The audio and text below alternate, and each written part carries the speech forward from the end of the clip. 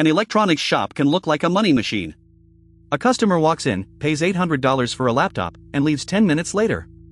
Do that a few times a day, add phones, chargers, headphones, repairs, and accessories, and the revenue can become impressive very quickly. But revenue is not the same thing as income. Behind that $800 sale is the wholesale cost of the device, rent, wages, payment fees, insurance, returns, theft, damaged stock, advertising, tax compliance, and the most dangerous cost of all, inventory that becomes obsolete while it is still sitting on the shelf. So what does the business actually look like from the owner's side? In this video, we will build the economics of a fictional independent electronics shop from the ground up. The numbers are illustrative and shown in US dollars, because rent, wages, taxes, and margins vary by country and city. But the structure of the business is remarkably consistent: thin margins on famous products, better margins on accessories and services, large amounts of cash tied up in stock, and a constant fight between convenience, price, and trust. At first glance, an electronics shop sells products. In reality, a successful shop sells four things at once. First, it sells immediate availability. A customer needs a charger today, not 2 days from now. Second, it sells confidence. People want to touch a laptop, compare screens, ask whether a cable is compatible, and know there is a real person to speak to if something goes wrong. Third, it sells expertise, setup, data transfer, repair, troubleshooting, and recommendations. And fourth, it sells convenience through a bundle. The customer may arrive for a phone, but leave with a case, screen protector, charger, warranty, and setup service. This matters because the headline product is often the least attractive part of the transaction. Popular phones, game consoles, and branded laptops attract customers, but intense competition keeps their gross margins low. The shop may earn only a modest amount on the device itself. The profit is frequently in everything around it. Gross margin is the selling price minus the direct cost of the item, expressed as a percentage of the selling price.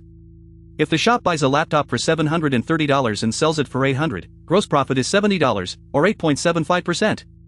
That $70 still has to help pay every operating expense. It is not net profit.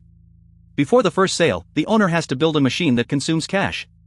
Imagine a modest shop of about 120 square meters, or roughly 1,300 square feet, in a busy neighborhood rather than a luxury mall.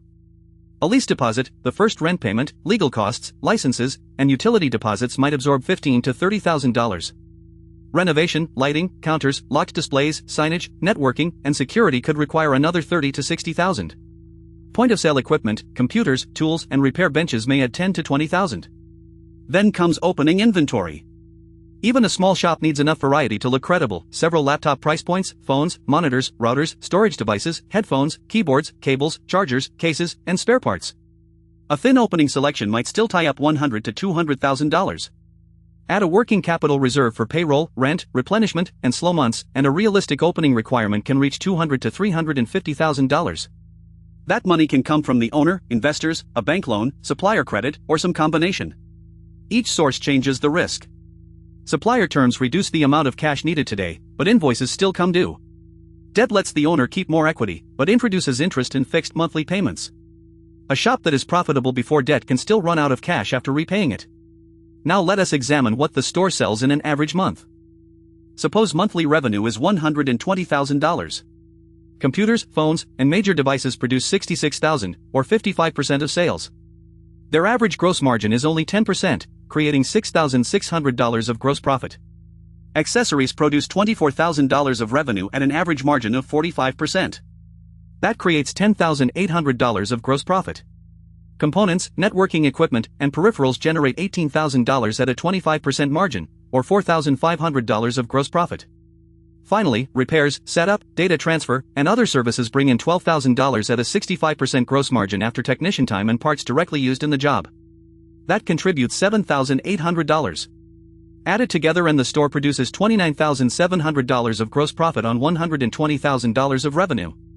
The blended gross margin is just under 25%.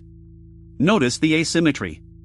Major devices generate more than half the revenue, but only about 22% of gross profit. Accessories and services generate 30% of revenue but more than 60% of gross profit. This is why a skilled salesperson does not simply ask, "Which laptop do you want?" The better question is, "What do you need the entire setup to do?" Bundling is not automatically manipulative. A protective case, proper charger, backup drive, or data transfer service may solve a real problem. The economic danger comes when the business depends on pushing products that customers do not need. That destroys trust, and trust is one of the few advantages a small shop has against the internet. Gross profit looks healthy until operating costs arrive. For our model shop, rent and property charges are $6,000 per month. Payroll for a manager, 2 sales employees, and a technician costs $13,000 including employer costs. Utilities, internet, software, insurance, accounting, cleaning, and security total $3,000. Marketing is $2,000. Payment processing averages roughly 2.2% of card sales. If most customers pay by card, that can be about $2,300. Returns, warranty handling, damaged products, shoplifting, and inventory write-downs add another $2,000. Interest and equipment payments cost $1,000. Total operating expenses are now about $29,300. Against $29,700 of gross profit, the business earns only $400 before tax. The shop sold $120,000 in 1 month, yet produced almost no economic profit. This is the central paradox of electronics retail. The sales figures can look enormous while the owner's return remains fragile. A 2% change in the blended margin is worth $2,400 on this revenue. A small rise in returns, an unexpected payroll cost, or a week of weak traffic can erase the month. Inventory is not just stock. It is cash that has been converted into a product with a countdown timer. Some retail goods can sit for a year without changing much. Electronics are different. A new processor generation, a phone launch, or a manufacturer price cut can reduce the value of yesterday's inventory overnight. If a shop bought 10 laptops for $700 each and the market price falls by $100 before they sell, $1,000 of inventory value has effectively disappeared. The owner therefore watches inventory turnover, how many times the business sells and replaces its average stock in a year. Faster turnover usually means less cash trapped on shelves and less obsolescence risk. But too little stock creates empty displays and missed sales. The goal is not minimum inventory. It is the right inventory. The cash conversion cycle is equally important. If the supplier requires payment in 30 days but a product takes 60 days to sell, the shop must finance the gap. Strong supplier relationships can improve terms, unlock returns on slow-moving items, and provide marketing support. Weak purchasing discipline can turn a profitable income statement into a cash crisis. A healthy system classifies stock by speed and margin. Fast-moving essentials are replenished frequently. High-priced devices are kept lean. Slow items are discounted before they become obsolete. Display units are tracked carefully. Every purchase order is based on sell-through data, not on optimism or a supplier promotion. Let us turn the model around. If fixed and semi-fixed operating costs are about $27,000 before card fees and sales-linked losses, and the shop earns a contribution margin of roughly 22% after those variable costs, monthly break-even revenue is approximately $123,000. Below that point, the store loses money. Above it, each additional dollar of well-mixed sales contributes about 22 cents toward profit. But the words well-mixed matter. An extra $10,000 of low-margin console sales may add only a few $100s after fees. The same $10,000 of accessories and services could add several thousand. Now consider the owner. If the owner works full-time as manager, their salary should appear in payroll at a market rate. Otherwise, the accounts can show a profit that is really unpaid labor. A shop that earns $40,000 a year only because the owner works 60 hours a week without a proper wage is not producing a genuine $40,000 return on capital. The owner should separate 3 rewards: salary for the job they perform, interest or financing return for the capital at risk, and profit for owning the business. That discipline makes it easier to compare the shop with simply taking a job and investing the money elsewhere. The most resilient independent shops build a service engine around the showroom. Repairs can produce higher margins, repeat visits, and customer loyalty. Setup and data transfer solve painful problems for people who do not want to spend a weekend moving files and passwords. Small business support creates recurring revenue through device management, networking, security, backup, and on-call help. Refurbished devices serve price-sensitive customers while creating value from trade-ins and repairs. But services are not free money. Technician utilization is crucial. A technician paid for 160 hours a month may have only 110 billable hours after waiting for parts, speaking with customers, diagnosing jobs, and handling administration. The shop needs clear labor prices, diagnostic fees, approval thresholds, and systems for tracking every job. Quality control matters even more than margin. One failed repair can damage the customer's device and the store's reputation. Good intake forms document condition, data risk, passwords, estimated completion time, and customer authorization. Insurance, secure data handling, and honest communication are part of the product. The strongest services also support product sales. A customer whose laptop was repaired fairly may return later for a new machine. A small company that trusts the shop's technician may buy every future workstation through the store. Service turns a one-time transaction into a relationship.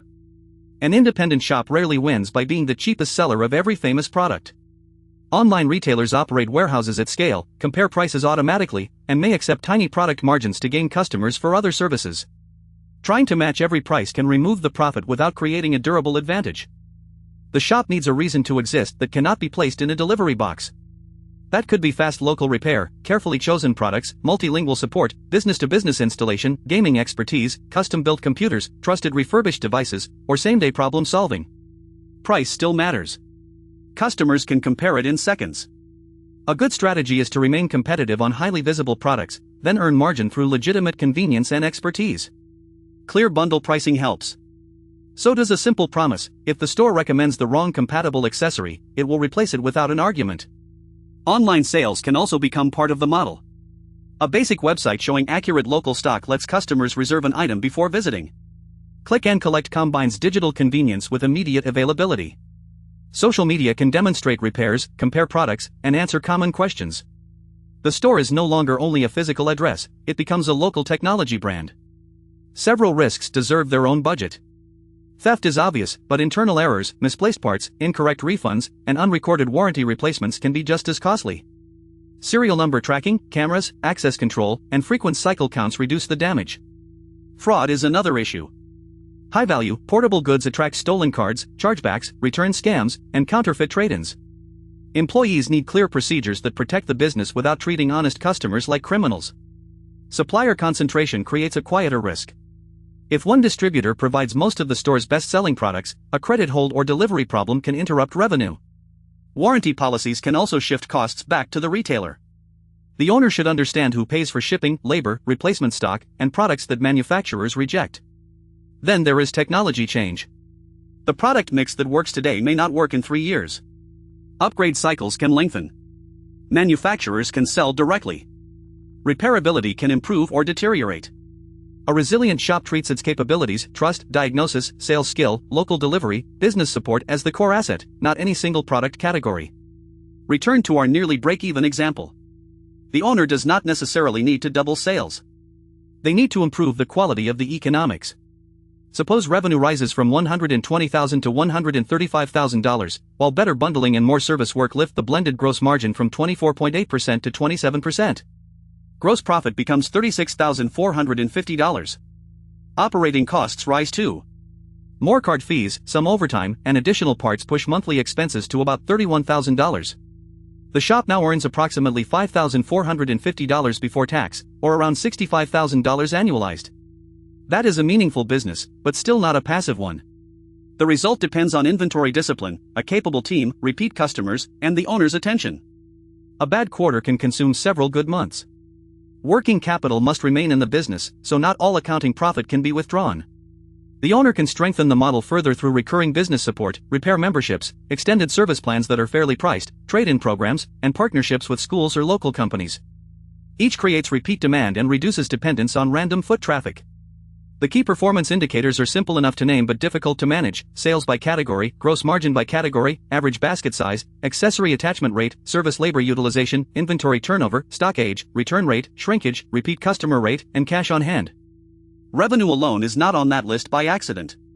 It matters, but it cannot explain the health of the business. So, is owning an electronics shop a good business? It can be if the owner understands that the shop is not primarily a warehouse for gadgets. The attractive version is a trusted local service business with a carefully controlled retail operation attached to it. Devices create traffic. Accessories create margin. Services create loyalty. Inventory management protects cash. And reputation ties the whole system together. The unattractive version chases revenue, matches every online price, overorders fashionable products, ignores the owner's labor, and discovers too late that the cash is sitting in boxes no one wants. Before opening, an owner should build a 12-month cash flow forecast, test several sales and margin scenarios, speak with multiple suppliers, measure local competition, and reserve enough working capital for a slow start. They should also identify one specific reason customers will choose the shop instead of ordering online. Because in electronics retail, the difference between a busy shop and a profitable shop is rarely the number of products on the shelves. It is the system behind them, what the store earns on each category, how quickly stock turns into cash, how well people solve customer problems, and how deliberately the owner manages risk. That is the economics of owning an electronics shop. The receipts may be large. The real business lives in the margins.